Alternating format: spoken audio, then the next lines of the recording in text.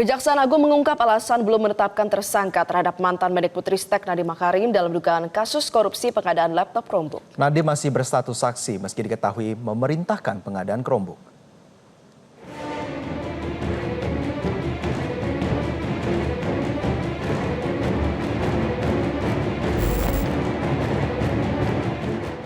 Penetapan 4 orang tersangka dalam kasus dugaan korupsi pengadaan laptop Chromebook menjadi sorotan lantaran mantan Mendikbudristek Nadiem Makarim masih berstatus saksi. Padahal dalam duduk perkara kasus Chromebook yang dijelaskan Kejaksaan Agung, Nadiem memberikan arahan agar pengadaan dilakukan untuk laptop berbasis sistem operasi Chrome. Perintah Nadiem telah dikonfirmasi dari pengakuan 4 orang yang kini jadi tersangka. Koordinator Masyarakat Anti Korupsi atau MAKI Boyamin Saiman menilai, jika merujuk pada pasal 2 dan 3 Undang-Undang Tipikor, Nadiem sudah sepatutnya memenuhi unsur korupsi memperkaya orang lain atau korporasi. Ini berkaca pada kasus korupsi importasi gula yang menjerat mantan Menteri Perdagangan Thomas Lembong. Memahami penjelasan Pak Abdul Qahar tadi malam itu kontennya sebenarnya konten dugaan keterlibatan itu sudah kuat.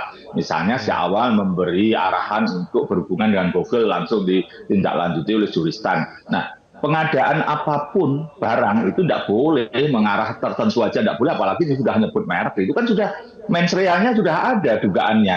Jadi sebenarnya ya ini memang masalah waktu aja.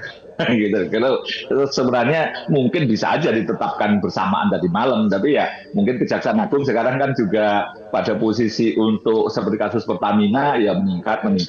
Tapi dalam kasus Tom Limbong langsung menterinya, langsung bawahannya. Ya tidak apa-apa, itu hanya strategi aja juga untuk sesuatu yang pada posisi mungkin bagi teman-teman media juga bermanfaat, karena apa, kalau langsung dikeluarkan semua kan isunya kan langsung habis gitu kan. Gitu.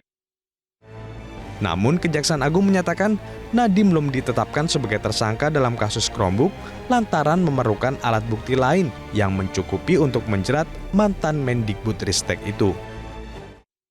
Penetapan sebagai tersangka itu minimal 2 alat bukti. Kami masih kembangkan bukti-bukti yang lain. Memang dari keterangan para saksi, termasuk 4 yang sudah tersangka ini, memang pernah ada rapat Zoom meeting yang dipimpin oleh NAE. Yang dimana di sana agar menggunakan Chrome OS yang pada saat itu sudah saya sampaikan belum dilakukan lelang atau proses pengadaan barang dan jasa. Namun kami juga perlu alat bukti yang lain, alat bukti dokumen, alat bukti petunjuk, ya kan, alat bukti keterangan ahli untuk NAM.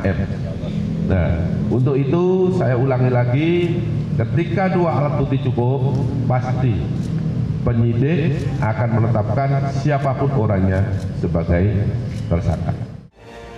Sebelumnya, Nadiem Makarim selesai diperiksa penyidik Jampitsus Selasa 15 Juli 2025.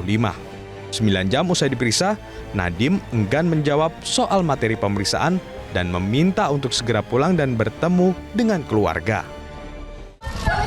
Assalamualaikum warahmatullahi wabarakatuh. Saya baru saja selesai panggilan kedua saya. Dan saya ingin berterima kasih sebesar-besarnya kepada pihak kejaksaan karena memberikan saya kesempatan untuk memberikan penerangan terhadap kasus ini. Terima kasih sekali lagi untuk teman-teman media. Izinkan saya kembali ke keluarga. Tim Liputan Metro TV. Jelajahi cara baru mendapatkan informasi. Download Metro TV Extend sekarang.